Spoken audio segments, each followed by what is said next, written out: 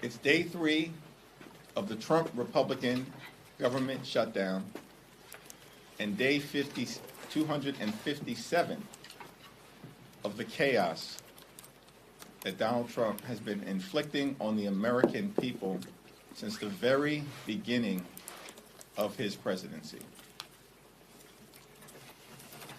We're in the midst of a government shutdown that has been caused by Donald Trump and Republicans to inflict further pain on the American people. The government is shut down right now because Donald Trump and Republicans refuse to provide health care to working class Americans. Throughout this week, Donald Trump has been missing in action.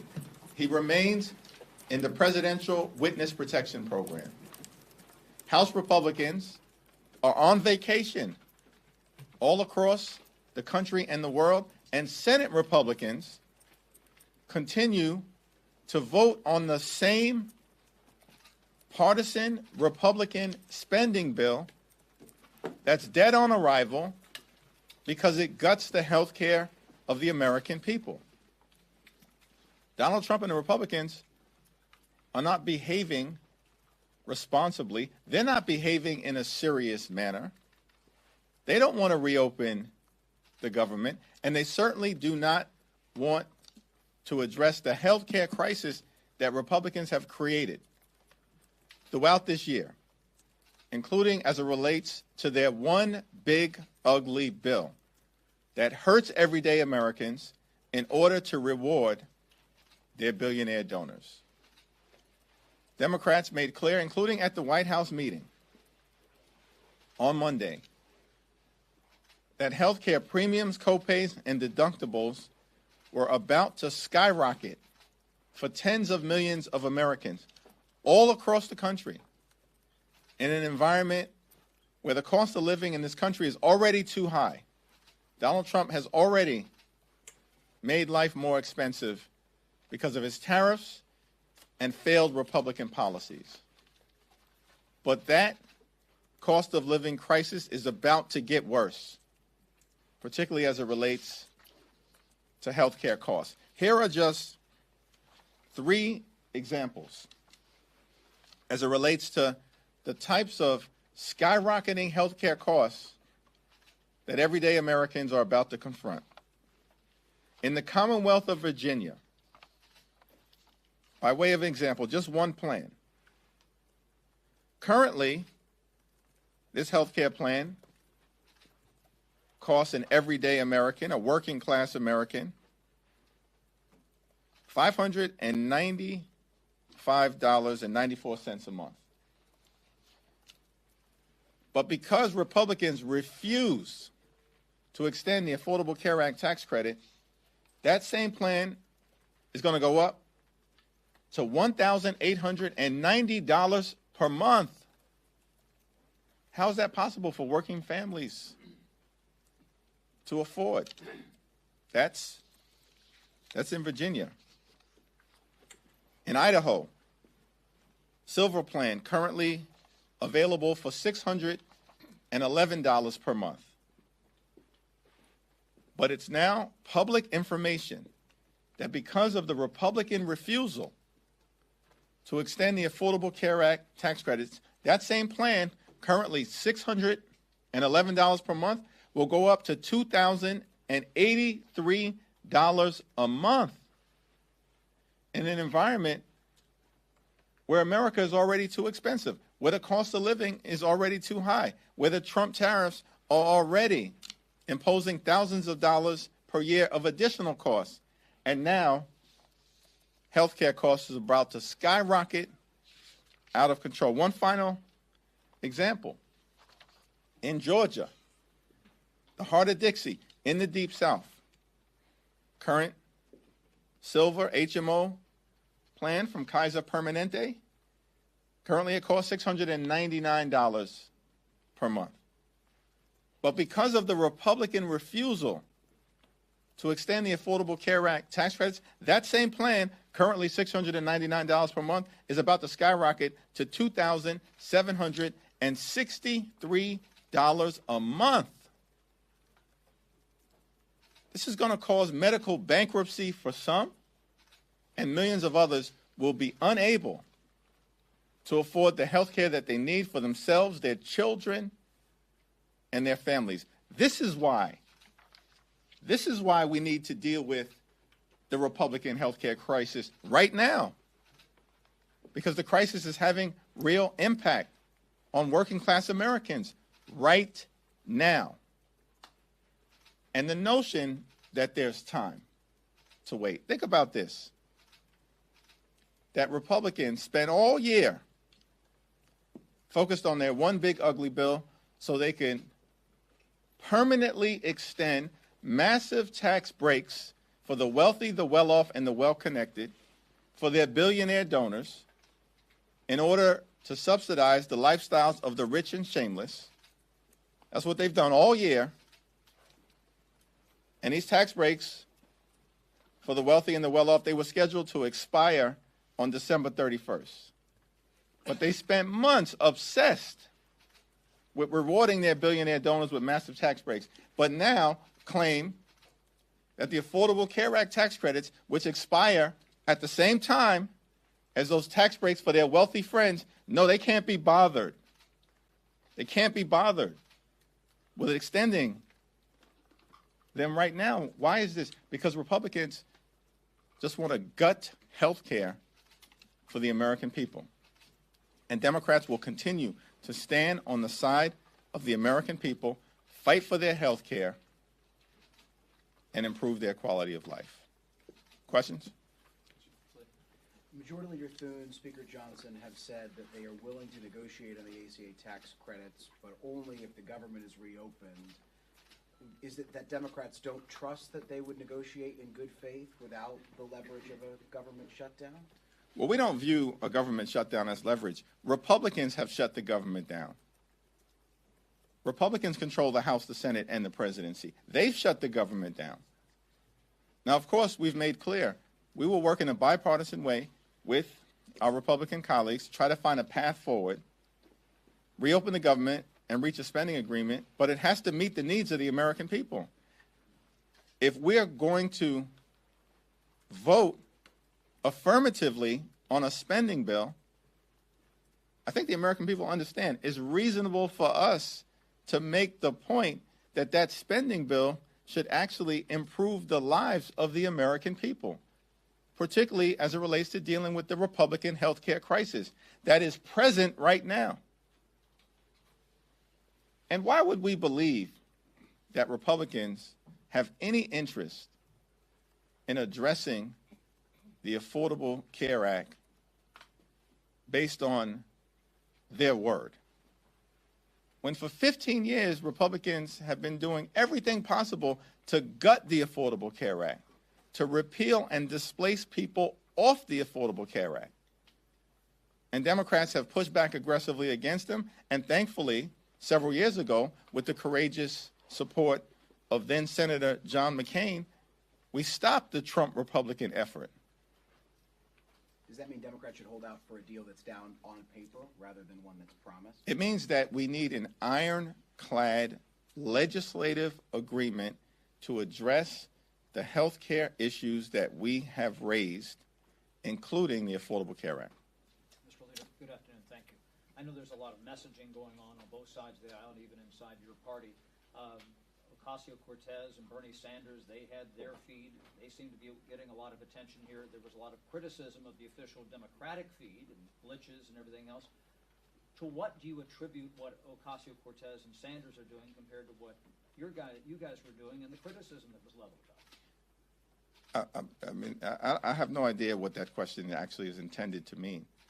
Like, Democrats have been all over the country engaging in every possible way, communicating with the American people that we're privileged to represent as it relates to the stakes of this fight. And our position, from the most progressive member all the way through to our most moderate members, has been consistently clear. Cancel the cuts, lower the costs, save health care. And everybody's on board because we all share those values. And we continue to be in a more is more environment. So I think that observation seems to be the silliest thing possible when we're fighting to defend the health care of the American people. And by the way, anybody who understands what a more is more environment means is that you create content that can then be distributed by members to their constituents, and that's what members continue to do, speak authentically to the people that they're privileged to represent. There are some reports floating around that Speaker Johnson might not bring the chamber back next week. What guidance have you gotten about next week's House schedule, and are you concerned about this further delaying the swearing in of Congresswoman-elect Adalita Grijalva? House Republicans continue to be on vacation, spread out across the country and the world, and this makes no sense. It's Exhibit A for the fact that House Republicans wanted to shut the government down and have no interest in reopening it because they don't want to provide health care to everyday Americans. Have you spoken to Speaker Johnson about the timing of swearing in of Adalita Grijalva, and if so, what did he say? It's our expectation that Representative-elect Adalita Grijalva will be sworn in as soon as the House is back in session next Tuesday. Thanks. Yeah. Congressman Khanna tweeted at Standing Hoyer about receiving AIPAC money, calling for him to step aside. Do you have any comments on the sentiment that he put out and AIPAC's response? I haven't seen that particular social media post, so I'd have to talk to Congressman Khanna about it. But what I will say is that Standing Hoyer has been a tremendous public servant throughout the duration of his career, and there's a reason why his constituents continue to elect him. It's my expectation that that will continue. Thank you. Thanks. You got it. Yeah. Thank you, Leader Jeffries. The White House has said that it's preparing for mass layoffs all throughout the government, and President Trump himself posted a video of Russ Vought being depicted as the Grim Reaper. Do you have a response to the cuts that might be impending given the ongoing shutdown? Well, Donald Trump and Republicans have shut the government down as part of their ongoing effort to inflict pain and suffering on the American people. This is day 3 of the Trump shutdown, but it's day 257 of the chaos that Donald Trump and his administration and Republicans have been inflicting on the American people, including mass firings that they've already done outside of a government shutdown. This is who they are. Cruelty is the point when it comes to Trump policies. And his administration and Republican control of the House and the Senate has been a complete and total failure. And the American people know it. The overwhelming majority of the American people have already come to the conclusion that the country is moving in the wrong direction, that costs are too high, that the Trump tariffs have been a failure, that Republicans have broken our health care system, that the flood of extremism that has been unleashed on the American people, on black and brown communities, on law-abiding immigrant families, on the rule of law, on the American way of life itself, is out of control. And that Donald Trump and Republicans have failed to keep their core promise, which is to make life better and more affordable for the American people. Costs haven't gone down, they're going up. And health care costs are about to skyrocket because of the Republican refusal to extend the Affordable Care Act tax credits or address the health care crisis that they've created. Last night, the president also posted a video of an artificial intelligence-generated video of you being thrown a "Make America Great Again" hat. How do you have a response just to the videos and comments that he's been making on social media about you and Leader Jeffries, and how do you believe that may impact your ability to negotiate with them? Well, Donald Trump has behaved in a deeply unserious and deeply unhinged manner, and it's evidence of the fact that Republicans have a weak argument So they've resorted to deep fake videos and to lying about the nature of the policy discussion. They've refused to bring House Republicans back to Washington, D.C.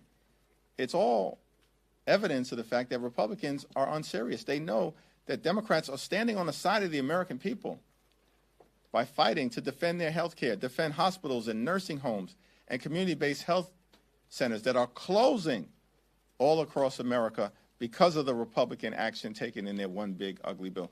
They're on defense because they know that they enacted the largest cut to Medicaid in American history. They're on defense because Republicans know that as a result of their actions, the country is about to face a $536 billion cut to Medicare at the end of the year if Congress doesn't act. They're on defense because they know the Affordable Care Act tax credits are popular with the American people because the American people know that we should be standing on the side of working class Americans. That's what Democrats are doing, as opposed to Republicans always being on the side of the wealthy, the well-off, and the well-connected. Thank you, Leader.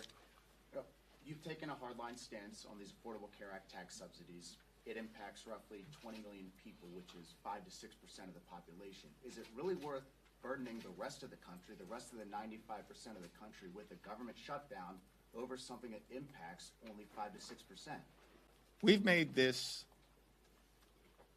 healthcare fight about all of the things, all of the people.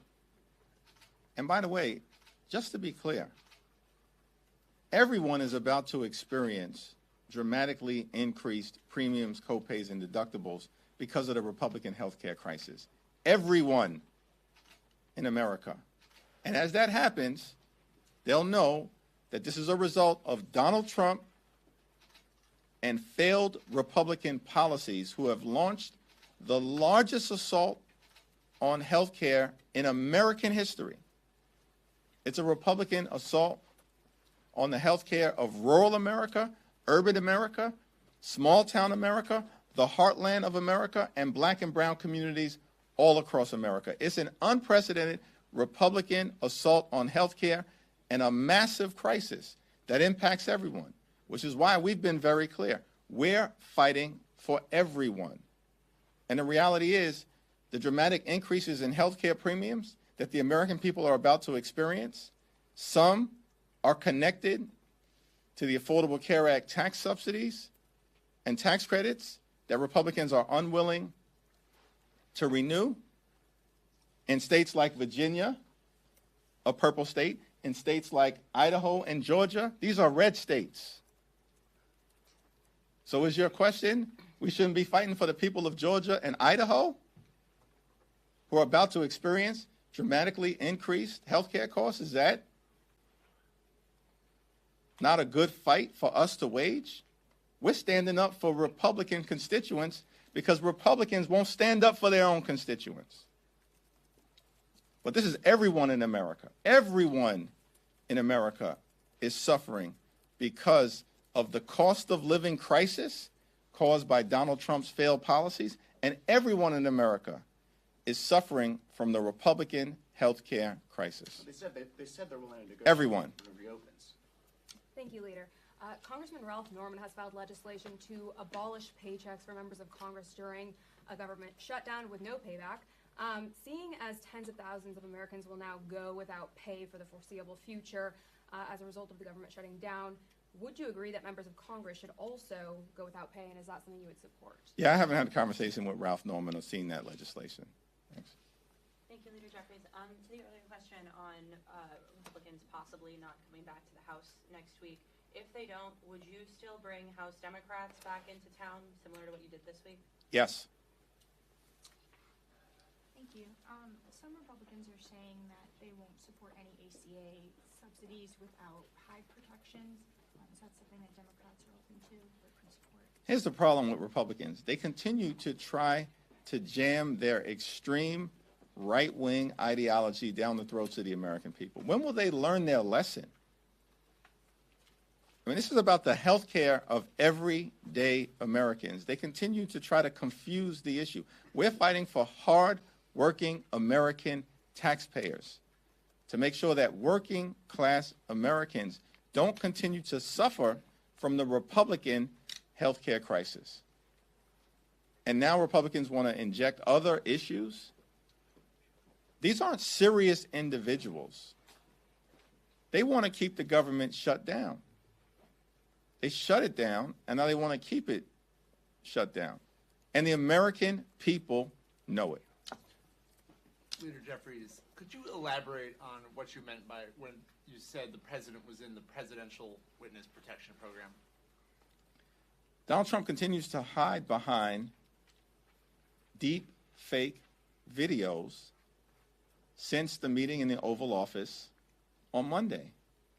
And it's reasonable for the American people to wonder what's going on. Why is there no presidential leadership? Vice President Vance offered to come up to Capitol Hill.